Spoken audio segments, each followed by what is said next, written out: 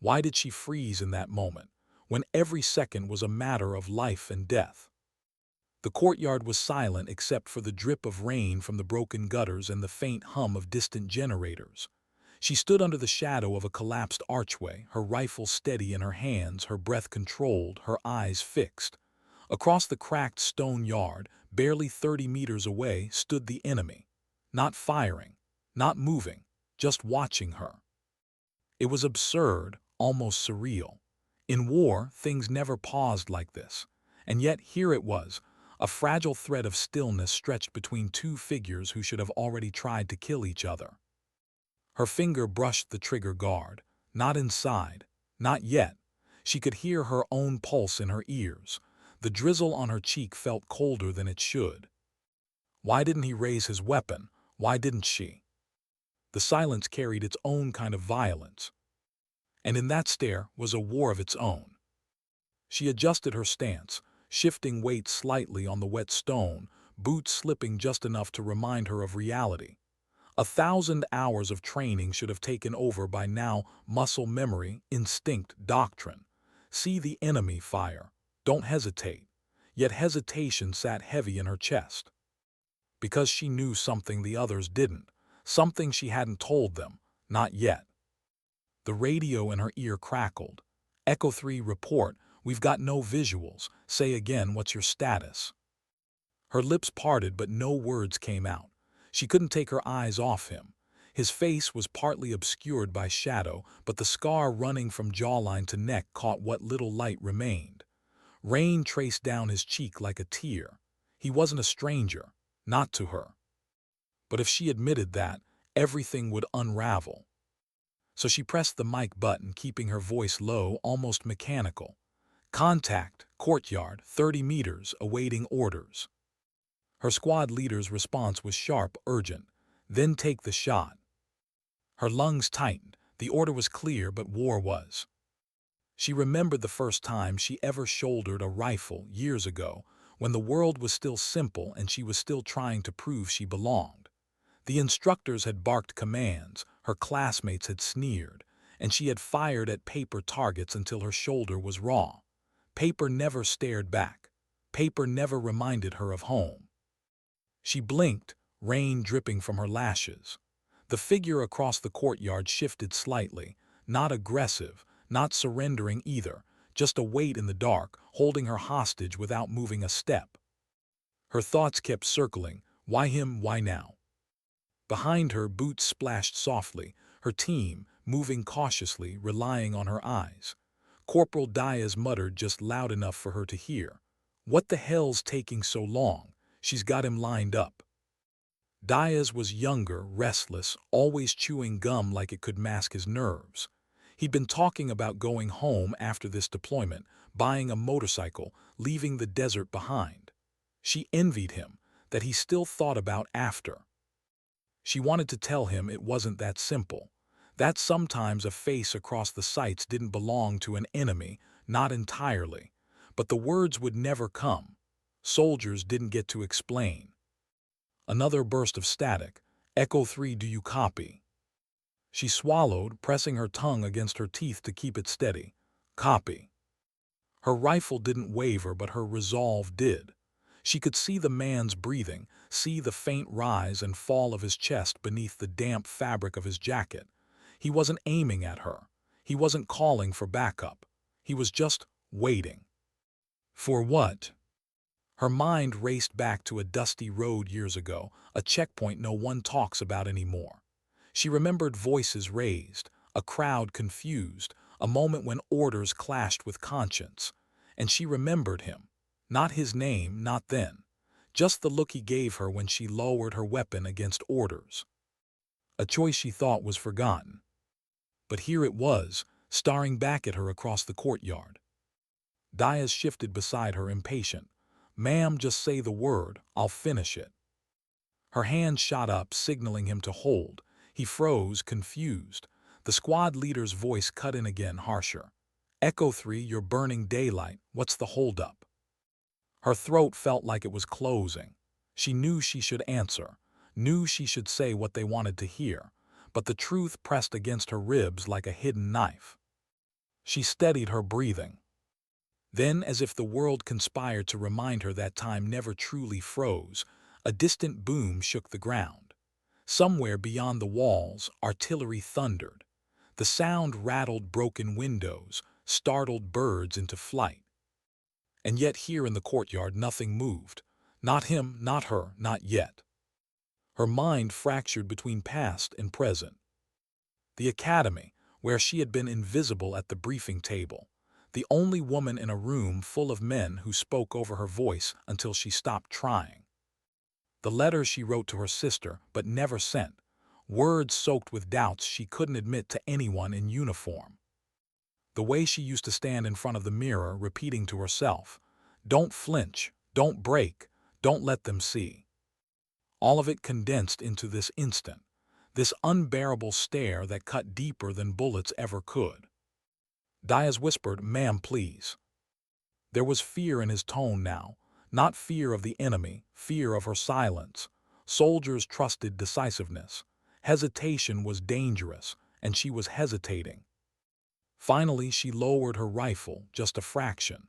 Enough for Diaz to stiffen beside her, eyes wide. Enough for the radio to hiss with disbelief when the squad leader barked, "Echo 3, repeat your action." She couldn't, not yet. The figure across the courtyard didn't smile, didn't move. But something shifted in his posture, subtle, almost imperceptible, like acknowledgement, like recognition. She exhaled, slow, painful. And in her mind, a thought she couldn't silence. If they knew who he was to me, they'd never forgive it. The rain thickened, drumming harder against shattered tiles. The courtyard's silence was breaking, piece by piece, with the weight of the world outside pressing in. But in that fleeting, fragile moment, two enemies stood still, bound not by orders, not by doctrine, but by a memory neither could erase. And she knew this wasn't the war she had trained for. This was the war she couldn't explain. What happens when hesitation becomes more dangerous than the enemy himself? The courtyard had become a crucible. Rain fell harder now, bouncing off her rifle, soaking through fatigues, dripping into her eyes. Every drop magnified the silence between her and the man across the way. Her squad waited, uncomfortable, tense, restless. Soldiers weren't built for silence. Diaz shifted again, his gum gone, jaw tight. "Ma'am, we're exposed out here. One word, that's all." Her hand twitched toward the trigger again. Training screamed at her. But something deeper whispered louder, not him, not yet. The figure hadn't raised his rifle. He hadn't moved an inch closer. Just that same stare, unbroken, unyielding, unreadable. She wondered if he was remembering too, that road, that day, that choice. The radio barked again, this time with steel in the voice. "Echo 3, you are ordered to fire. Confirm." Her mouth was dry, she pressed the button. Negative. Silence, then say again. Her heart pounded. She could feel Diaz's shock beside her like static in the air. She repeated, steadier this time. Negative, not hostile, hold position. A pause, then the fury came raw through the headset. "Echo 3, you are disobeying a direct order. Take the shot or stand down." Her knuckles whitened on the rifle. Stand down, that meant someone else would do it. Diaz, or maybe Patel covering from the west corner. The outcome would be the same. The figure in the courtyard would fall. The memory would be erased in blood. And she couldn't let that happen. "Diaz," she whispered so only he could hear. "Don't move, that's an order." He blinked at her, raindrops clinging to his lashes. Confused, caught between loyalty to command and loyalty to her. The squad leader's voice was louder now, directed at the whole team. "All units, you have green light. Neutralize the target." Her stomach dropped. She had seconds, maybe less. She moved, not the way they expected. Her rifle lowered fully, pointed to the ground. She stepped into the open, into the courtyard, rain hammering down, every sound magnified. The enemy the man watched her but didn't flinch. Behind her she heard the click of safeties, the curses of disbelief. Diaz hissed, "She's lost it." Her boots echoed on the wet stone as she crossed halfway. Not fast, not slow, deliberate. The world shrank to the space between them, 30 meters, 25, 20. Her heart roared louder than the thunder rolling in the distance. "Stop," Diaz shouted, voice breaking. But she didn't stop. Every step was a rebellion, against the order in her ear, against the fear in her chest, against the war that told her there was no space for mercy, no space for memory. The man shifted at last, not toward his rifle, just a fraction forward, enough to meet her halfway, enough to show he was willing to risk the same silence. Her vision blurred with rain, but she saw it clearly, that scar across his jaw, a scar she had seen before, not in this courtyard but years ago when she had aimed her weapon at him the first time, when she had disobeyed then too. Her finger twitched at the phantom memory of that trigger pull she never made. She remembered the chaos of that day, civilians running, voices screaming, commands blaring through radios. She remembered her choice not to fire, and she remembered the man vanishing into the crowd, spared by her defiance. And now here he was, not dead, not forgotten, not gone.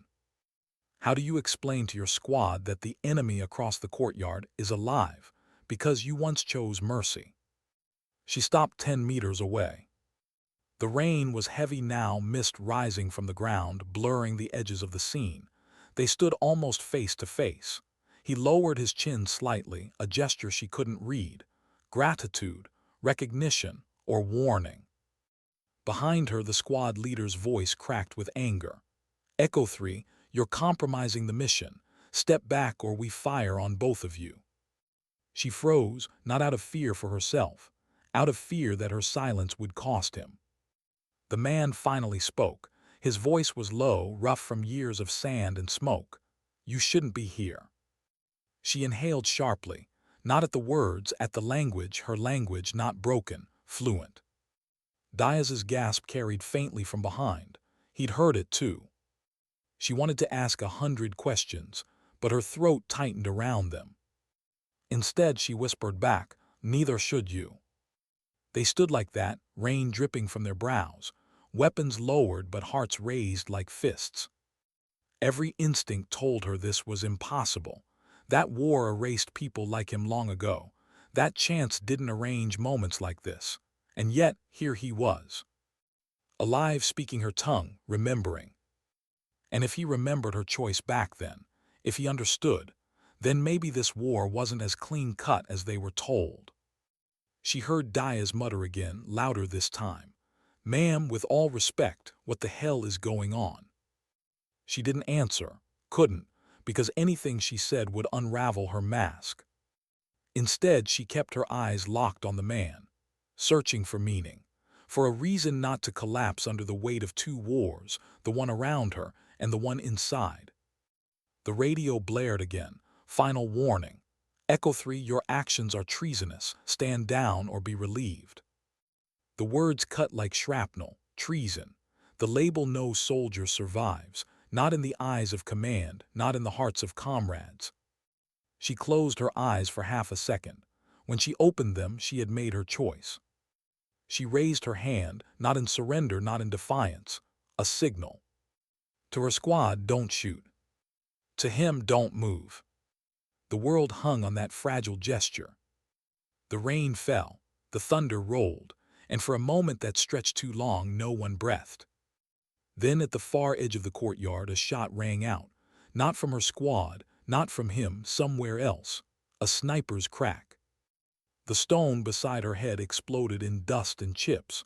She staggered back, instinct snapping her rifle up again.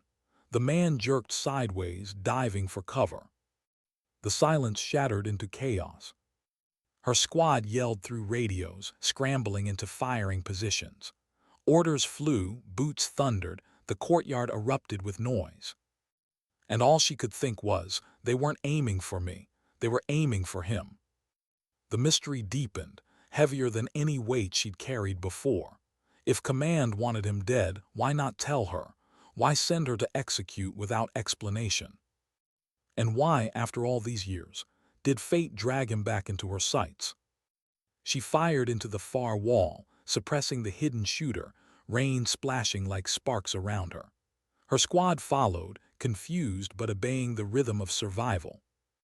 But inside, beneath the adrenaline, the question remained, sharp as glass. Who was he to them? And more terrifying, who was he still to her?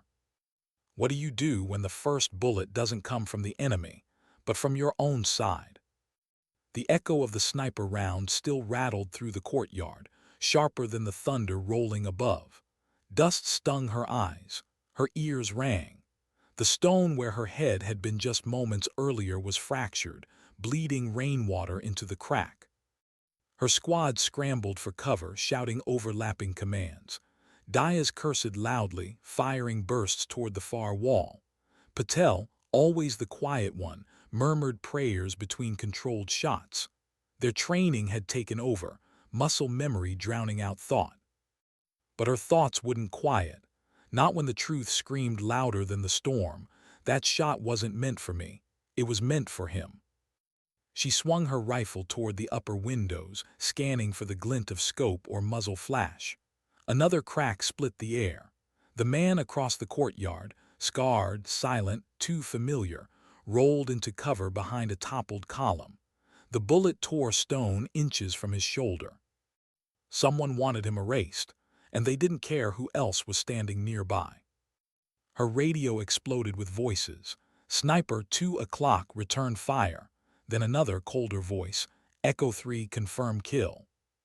Her lips trembled against the mic. She couldn't answer. Not because of fear, she had trained to face that, but because answering meant lying or admitting she hadn't obeyed. Both would brand her the enemy in her squad's eyes. She ducked behind a fractured wall, rain dripping down her helmet, seeping into her collar. Her pulse thundered in her throat. Diaz slid in beside her, panting. His voice cracked between disbelief and anger. "Ma'am, what the hell are you doing? You had him dead to rights. Twice. And now you're walking into gunfire to protect him." She tried to speak, but the words caught. What could she tell him? That the enemy across the courtyard wasn't a stranger.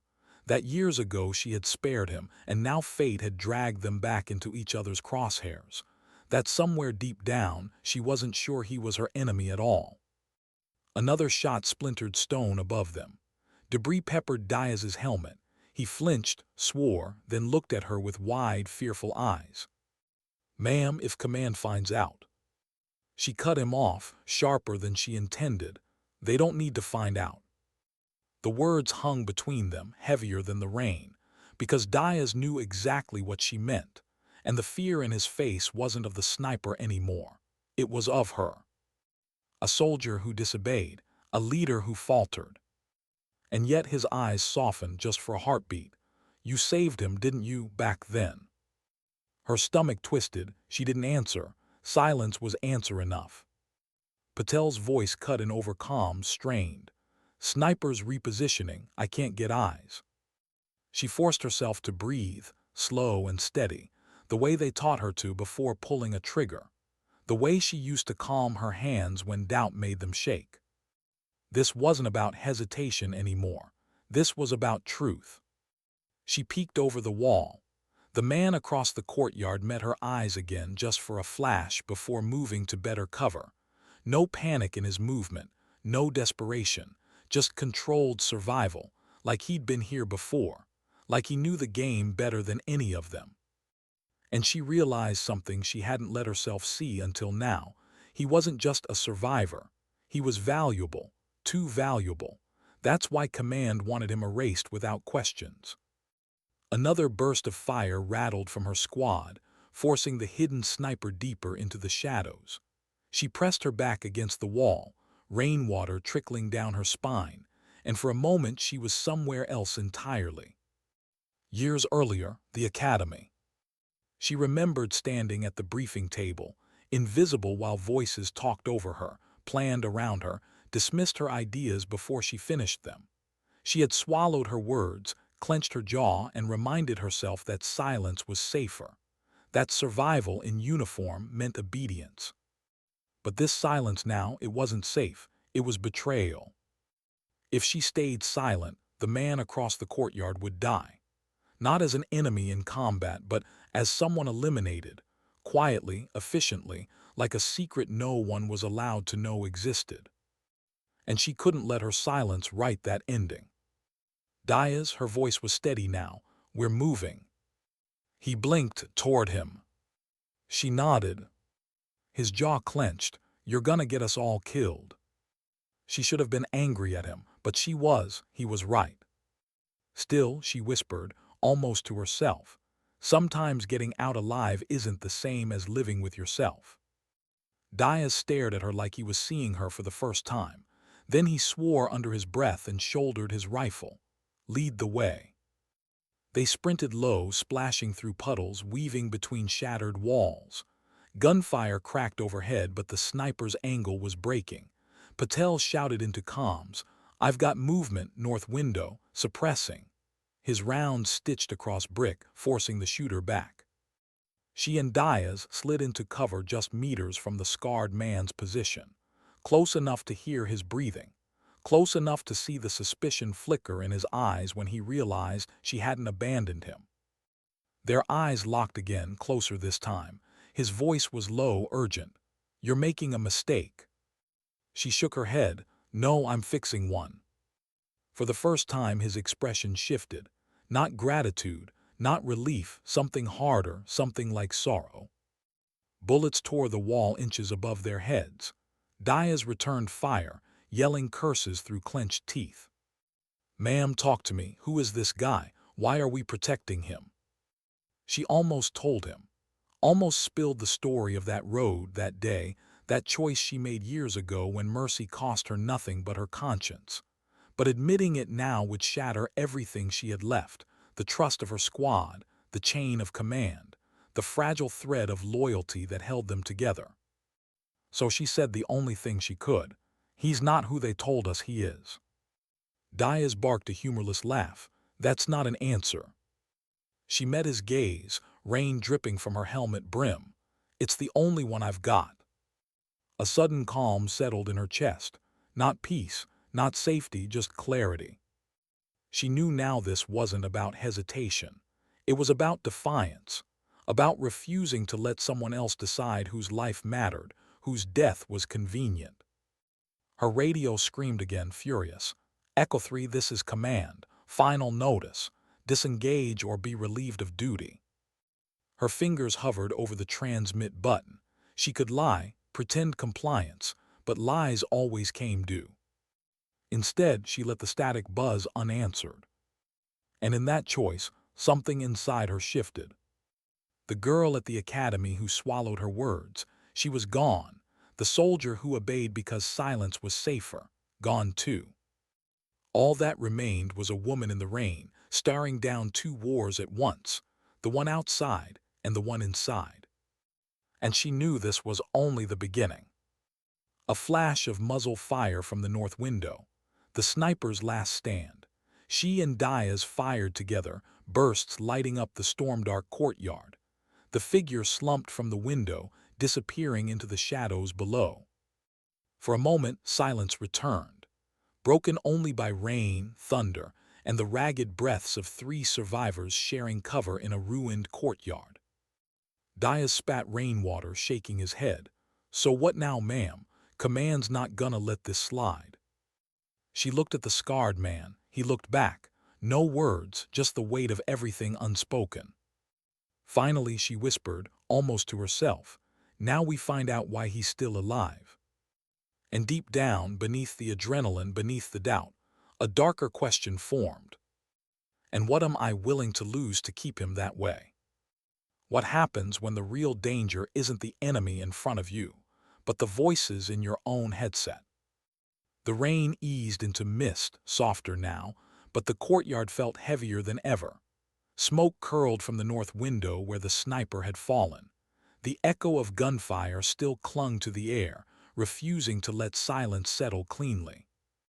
Her squad regrouped, hesitant, stiff, eyes darting between her and the man she had refused to kill. Diaz's chest heaved as he reloaded, the sharp clack of the magazine too loud in the fragile quiet. Patel stayed back, eyes fixed on her like he was staring at a ghost. Neither spoke, but the distance between them said enough. She had broken something, something they weren't sure could be fixed. Her headset hissed again. This time the voice was colder than before. Echo 3, explain immediately. She exhaled, forcing herself calm. Her thumb brushed the mic, but she didn't press it. She knew what would happen if she tried to explain. There was no explanation Command would accept. Mercy wasn't in their vocabulary. Neither was hesitation. So she stayed silent. Diaz swore under his breath.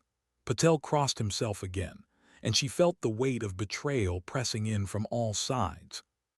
The scarred man finally moved, stepping into the open, his rifle still slung untouched, his eyes dark, sharp, locked on hers. When he spoke, his voice was measured, almost tired. "They'll come for me again." She studied him, rain dripping from the brim of her helmet. "They already did."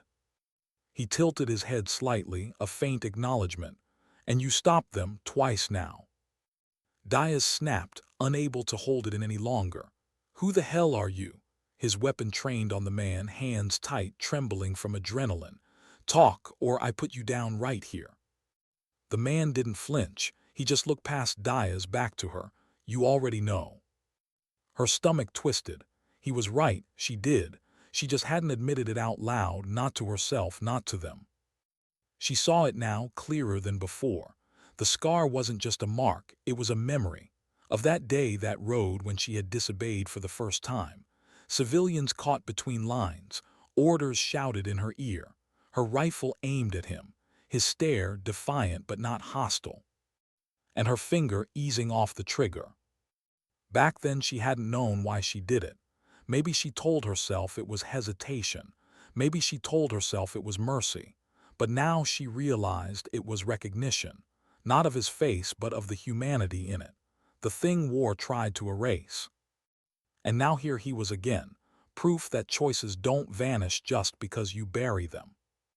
The radio hissed once more, sharper. "Echo 3, respond. If you do not confirm, we will assume compromise." Her chest tightened. Compromise. The word that stripped soldiers of their name, their rank, their humanity. The word that made you expendable. She looked at Diaz, at Patel. Their faces were torn between loyalty and survival. She wanted to tell them the truth, but the truth would drag them down with her.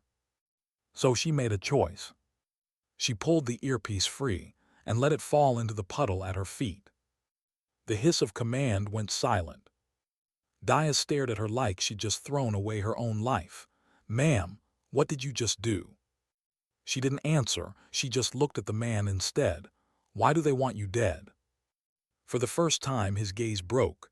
Not far, just down to the wet ground between them. His voice was quiet, almost lost to the rain. "Because I know something they don't want told." Patel's whisper cracked. "What kind of something?" The man's jaw flexed. He didn't answer immediately. When he did, his tone was heavy with something deeper than fear. The kind that ends wars or starts them. The courtyard seemed to shrink around them, the mist pressing in, the walls leaning closer. Diaz shook his head, disbelief painting his face. "This is insane. We should have left him. We should have followed orders." She felt the truth clawing at her throat, but she couldn't let it out. "Not yet." Instead, she said, "Orders aren't always right." The words hung in the air like gunpowder, dangerous, inescapable, true. Her mind drifted again, unbidden, back to the letters she used to write to her sister. The ones she never sent. Letters filled with questions she couldn't ask anyone else. What if following orders means breaking yourself? What if surviving means losing the part of you that makes you human? She thought of those unsent words now, the ink that had never dried on paper. And she realized this moment was the answer she'd been running from. She wasn't going to survive this war by obedience. She was going to survive by choosing what part of herself she refused to give up. And right now, that meant protecting him. Even if she didn't fully know why. Patel finally spoke, voice trembling. "If command cuts us off, we're ghosts. No backup, no evac, nothing." She nodded, her eyes still on the scarred man. Then we make our own way out. Diaz laughed bitterly. That's suicide. She didn't deny it. The man studied her in silence, rain sliding down his scar. Finally, he said, "You'll regret this." Her answer was steady. "I already regret too much." They moved out of the courtyard together, tense, wary. The streets beyond were narrow, littered with rubble, echoing with distant clashes. The city felt abandoned, yet alive, like it was holding its breath, waiting for something to break. Her squad followed reluctantly, eyes always darting between her and him. She could feel the fracture widening, trust leaking out with every step. She had led them into the unknown, into a shadow war they hadn't signed up for. But her heart, pounding, conflicted, defiant, told her it was the only way. Because there was still one question clawing at her insides. If he wasn't my enemy then, what is he now? They used to call it the kill switch. Not a weapon, not a bomb, just words. A single command code transmitted across the net, and suddenly a soldier's call sign changed from asset to threat. One moment you had brothers and sisters at your back. The next, they were hunting you. The rain-thick night carried that word now, compromised. And she knew it meant the end of everything. The first sign came fast, an overhead drone, its searchlight slicing through the mist. Diaz hissed a warning, pressing them into the shadows of a broken storefront. Patel cursed under his breath, clutching his rifle like a lifeline. "They're looking for us already," Diaz said, voice sharp. "They're gonna sweep the grid. We need to ditch him and signal in before it's too late." The scarred man stood silent, unflinching in the darkness. His presence was a weight pulling the squad apart. She met Diaz's eyes. "If we call in, we're done, you know that." Diaz's jaw tightened. "No, you're done. Maybe Patel and I still have a chance." Patel's silence stung worse than Diaz's words, because silence meant he was considering it. She didn't flinch, didn't blink. "You walk away now, they'll put a bullet in your back before you get 10 steps. Compromise doesn't wash off. Once it's branded, it sticks." Diaz's glare burned, but deep down he knew she was right. He leaned back against the wall, trembling with anger he couldn't spend. The drone's light swept past again, its hum fading into the storm. For a moment they were safe, but only for a moment. She turned to the scarred man. His gaze was steady, as if he had been through this dance before. "They'll never stop coming, will they?" she asked. He shook his head once. "Not until I'm gone, or until they are." His voice was calm, almost resigned, and for the first time she wondered if he was less a fugitive and more a mirror, a soldier who had already chosen the path she had just stepped onto. "Why you?" Patel whispered suddenly, surprising himself with the courage to ask. "Why risk all this? What the hell do you know?" The scarred man's eyes lifted, glinting in the pale light. His words fell like a confession, low but cutting. "I know the truth about who this war is really for, and it isn't us." The silence that followed was heavier than the storm. Diaz scoffed bitter. "That's it, some conspiracy crap, that's what gets us all killed." But she didn't laugh, she didn't scoff, because something in the man's tone felt too certain, too practiced, not like a theory, but like a scar he carried deeper than the one on his face. Before she could press him, the street ahead erupted with gunfire. Muzzle flashes cracked in the dark, shattering glass, spraying sparks. "Contact!" Diaz yelled, dropping to return fire. Figures moved at the far end of the road, shadows with familiar silhouettes. Not rebels, not foreign fighters, soldiers. They're soldiers. The insignia on their armor glinted even through the haze. Her breath froze. It was real. They weren't just cut off, they were targets now. Bullets ripped through the storefront, splintering the wall behind them.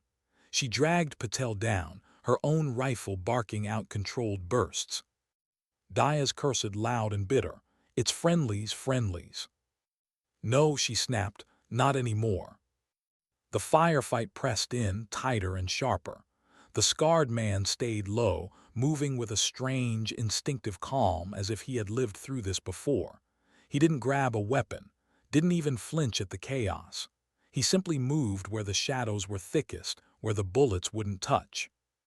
It was unnatural, like he wasn't just surviving, like he knew how survival itself worked. "Why aren't they shooting at him?" Patel gasped, noticing what she had. Because every round was angled at them, her squad. The realization chilled her deeper than the rain. The push grew harder. They were being flushed, corralled, driven into a choke point. It wasn't random. It was a hunt. She made the call. "Back alley now, move." They broke from cover, sprinting through the haze. Rounds cracked against stone and steel. The alley swallowed them in darkness but not safety. Diaz's voice tore out in fury as they caught their breath. "We're dead because of him. Don't you get it? We're not protecting some civilian, we're protecting a damn target." She wheeled on him, eyes burning. "You think I don't know that? You think I don't know the cost?" Her voice cracked, unguarded for the first time. "But maybe protecting him means protecting something bigger than us. Maybe it means this war ends before it eats everything." Diaz froze, stunned not by her words but by the pain behind them. He had never heard her sound like that. Human, breakable. The scarred man finally spoke again, voice steady. "She's right. The only reason I'm alive is because I know the war isn't what they say. It never was. It's not freedom, it's not defense. It's profit, built on blood." Patel's hand shook on his rifle. His faith, always the strongest among them, looked like it was crumbling. Diaz cursed again, but softer this time. "If that's true, then what the hell have we been fighting for?" No one answered. The rain did, dripping through holes in the roof above, whispering in the silence they couldn't fill. They pushed deeper into the ruins, hunted with every step. The city became a labyrinth, streets that once carried life now nothing but corridors of death. And as they moved, she felt the war shift inside her. It was no longer about territory, or orders, or even survival. It was about truth, the kind that could break nations. And she realized something terrifying. They weren't just soldiers anymore. They were witnesses. How long can trust hold when every breath feels borrowed? She asked herself that with every step, with every glance over her shoulder. The rain had slowed, but the silence it left behind was worse. Silence let the questions in. Silence let suspicion grow. Patel's boots dragged. Diaz's eyes cut sideways at every turn, landing hard on the scarred man and harder still on her. And the scarred man, he walked steady, calm, like this was the path he had always expected to take. They found shelter in the shell of an abandoned school. Shattered desks, peeling maps, chalk dust frozen to the walls like ghosts.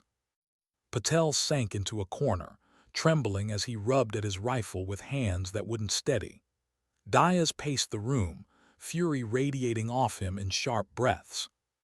She stayed near the doorway, weapon slung low, every sense tuned outward.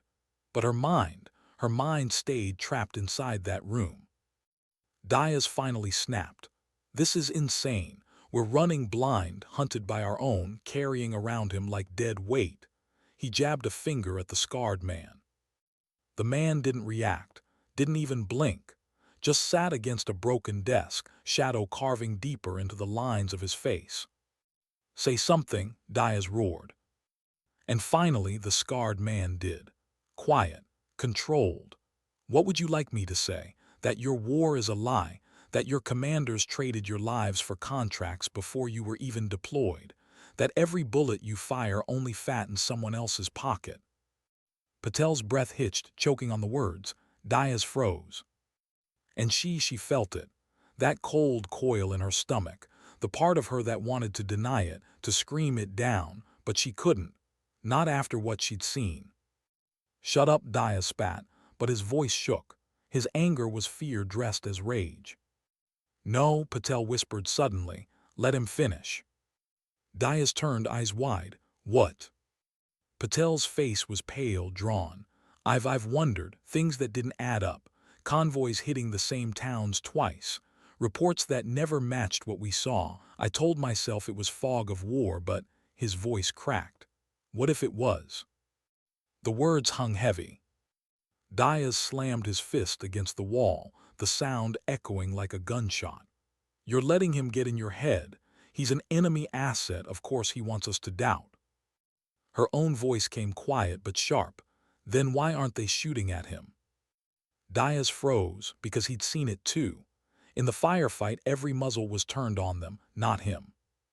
The scarred man lowered his head, and for the first time he didn't look like a shadow. He looked tired. I was like you once, he said. Believed the words, the honor, the cause. Then I found out I was killing for men who would never touch a rifle, never bleed in mud, never bury a brother. Men who measured war in profit margins. His gaze lifted to hers steady. And I walked away. That's my crime, not betrayal, refusal. Patel's eyes brimmed, his grip on his weapon faltering. Diaz's rage had nowhere left to burn. It folded inward, trembling in his hands. And she felt the weight of choice pressing down. Because he wasn't just telling a story, he was laying out a mirror. Diaz finally snapped, voice raw. We turn him in, that's the only way. Maybe they'll spare us. Maybe they'll see reason. Patel flinched. Reason? You saw the orders. We're compromised. There's no coming back. Then we fight, Diaz shouted. We fight them before they put us in the ground. And what happens when you're pointing a rifle at men you train beside? Patel's voice cracked, fear bleeding through. What happens when the face in your scope is someone who once saved your life? The silence that followed was unbearable. Because she had asked herself that same question since the courtyard, since she saw the first friendly insignia in her crosshairs. Her voice came low, breaking the weight. You do what you have to, you survive, and you carry it. Her eyes met theirs, sharp and unblinking. But you don't pretend anymore, not after tonight. Diaz looked away, shaking with fury and grief all tangled together. Patel's head dropped into his hands, shoulders shuddering. And the scarred man, he just watched, not triumphant, not relieved, just watchful, like he'd seen a dozen squads break this way before. She hated him for it, and pitied him all the same. Later, when the others tried to sleep, though sleep was just a lie they told themselves, she sat by the doorway, rifle across her lap. The scarred man's voice came soft in the dark. You haven't asked me my name. She didn't look at him. Would it change anything? Maybe not, he said, but it matters to me. She stayed silent, staring out into the storm that hadn't quite ended. My name is Merk, he said finally, and once I believed I was saving the world. The words carried something fragile, a confession, a wound. And against her will, against the walls she had built, she felt the sting of recognition. Because once she had believed the same. When dawn broke, gray and brittle, Diaz was gone. His pack, his rifle, his tracks leading out into the ruins. Patel cursed under his breath, panic rushing in. He's going to sell us out. Her chest tightened, because Patel was right. And suddenly the hunt wasn't behind them anymore. It was closing in from both sides. How long did it take for a brother-in-arms to become the enemy? She asked herself that as soon as she saw the tracks. Diaz's boots pressed into the mud, headed east, toward the checkpoints, toward the searchlights, toward the men hunting them. Patel's voice trembled. He'll give them everything, our position, our numbers, our condition. Her stomach twisted, not because Patel was wrong, but because part of her understood Diaz. Desperation had its own logic.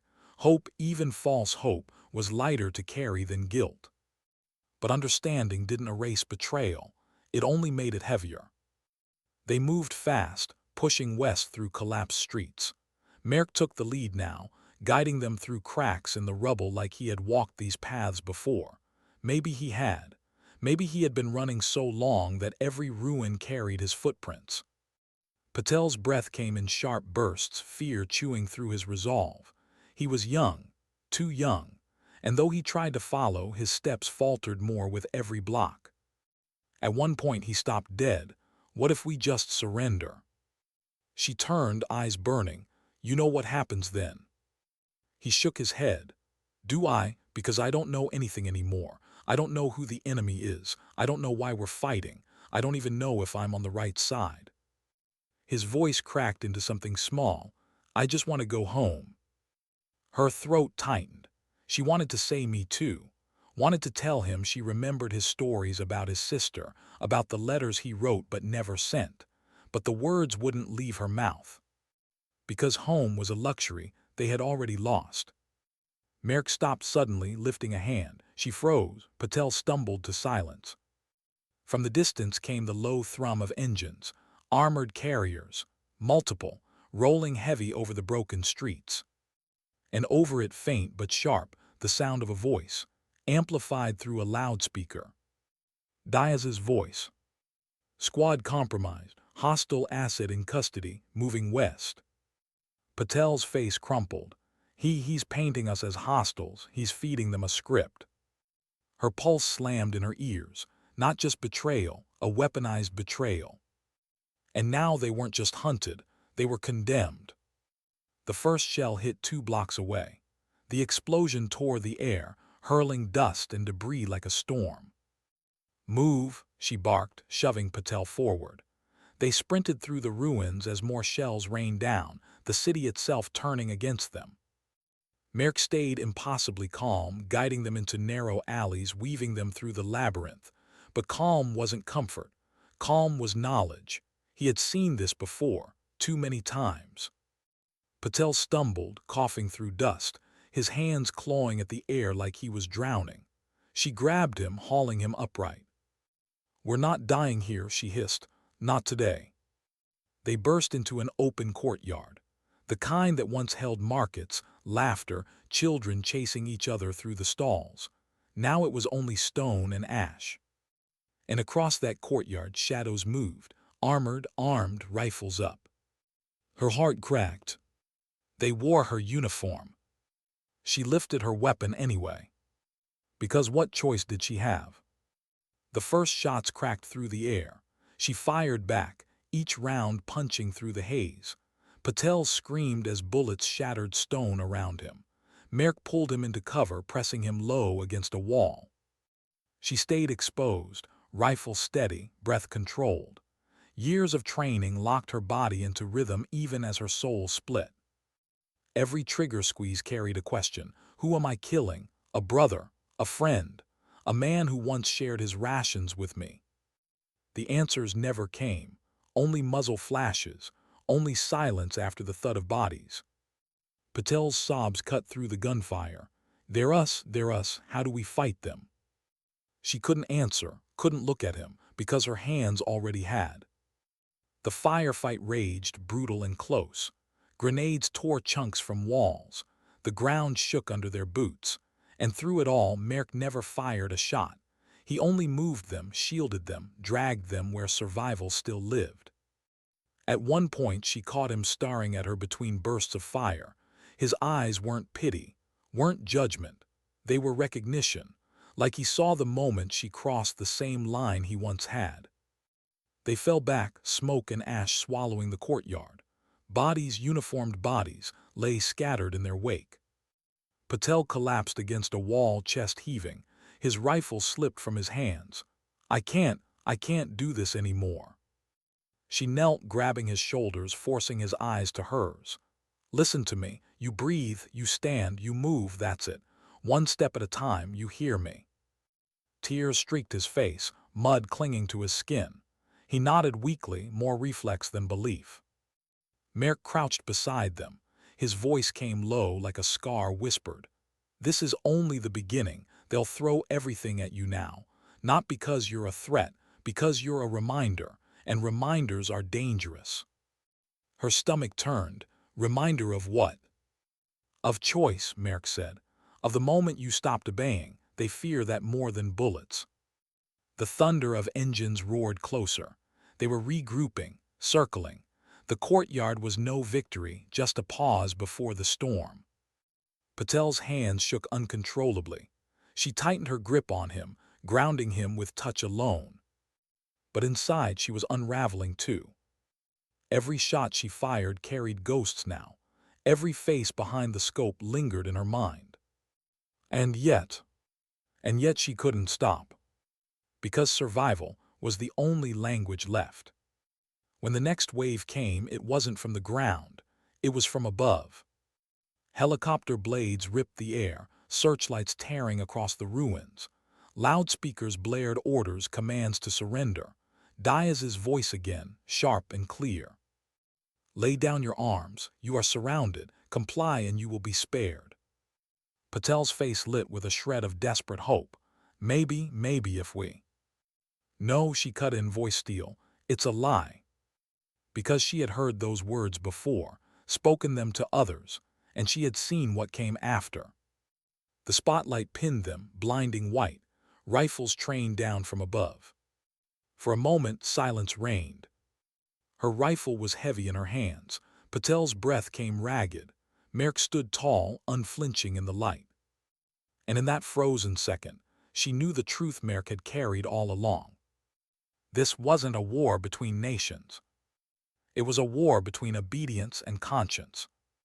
And tonight she had already chosen her side. The courtyard was quiet now, quieter than it had been in weeks, maybe even months. The storm of fire, shrapnel, and shattered bodies had finally burned itself out, leaving behind only silence and smoke that curled toward the morning sky. The acrid scent of spent powder clung to every stone, every broken wall. The air felt heavy, as though even the planet itself was holding its breath, waiting for something more. She sat alone in the ruined outpost, her rifle across her lap, her back resting against the cracked foundation of a building that had once been a school. The chalkboard still stood inside, fractured but intact, as though mocking the lessons of humanity that no one had stayed alive to teach. A small child's drawing, a sun with jagged rays and stick figure people smiling beneath it, clung stubbornly to the wall, blackened at the edges from fire. She had stared at that drawing during the worst firefights, reminding herself why she couldn't give in. Now, in the silence, it stared back at her, a reminder that war always left its fingerprints on innocence. Her hands shook as she cleaned the rifle, not from fear anymore, but from exhaustion, the kind that seeped into the marrow. Her eyes drifted across the courtyard. The enemy bodies lay where they had fallen, some near the fountain, others scattered across the broken tiles. Yet one figure remained standing. He was there, the enemy officer, the man she had faced for what felt like an eternity, the one who had matched her tactics move for move, patience for patience, stare for stare. He had not fallen when his comrades did. He hadn't fled when the battle turned. And now, as the smoke thinned and the morning light cut through the ruins, he stood tall, armor cracked, face bruised but alive. He was watching her, always watching her. Their eyes locked across the courtyard. There were no weapons raised, no shouts of command, no desperate rush to cover. Just silence, a silence louder than the battlefield had ever been. And in that silence was war. Not of rifles, not of blades, but of wills. Of two soldiers who had carried their people's hopes on their shoulders and had been ground down by it, yet still refused to yield. Their stares held everything words could not. The lives lost, the sleepless nights, the bone-deep exhaustion, the hatred carefully carved by propaganda, and the lingering thought, could this all have been avoided? Her breath caught, steady but strained. She felt the weight of the rifle against her knees, the urge to lift it, to finish what countless firefights had failed to conclude. She imagined the recoil, the clean end to their duel. And yet, her finger never twitched. Because she realized in that fragile silence that the true war had already been fought. Not here, not in the courtyard, but in every child who had drawn suns on chalkboards, in every villager who had hidden in cellars, in every soldier who had stared into the face of someone they'd been ordered to kill and seen themselves reflected. The bullets, the mortars, the screaming, those were only symptoms. The real war was the one between memory and mercy, between vengeance and restraint. Her throat was dry when she finally whispered, though the words were meant for herself more than for him. It ends here. She laid the rifle across the cracked tiles, hands sliding off it, palms open in the dirt. Not surrender, no, never surrender. It was something else, a defiance of a different kind, a refusal to keep playing the game she had been forced into. If he shot her now, so be it. She had lived her last moment on her own terms. The enemy officer's eyes narrowed. She could see the conflict ripple through him even across the distance. His chest rose and fell, his grip tightened on the weapon slung across his chest. Seconds stretched. 100 possibilities unfolded in her mind. But then, slowly, almost reluctantly, his hand released the weapon's strap. It slid from his shoulder, falling to the stones with a dull, final thud. The sound echoed louder than any gunfire she had ever heard. Neither of them moved for what felt like hours. Just two figures separated by rubble, smoke, and history, bound by the weight of all they had lost. Bound by a choice that neither command chain, neither flag had authorized them to make. The choice to stop. And for the first time since the war began, she felt her heartbeat ease.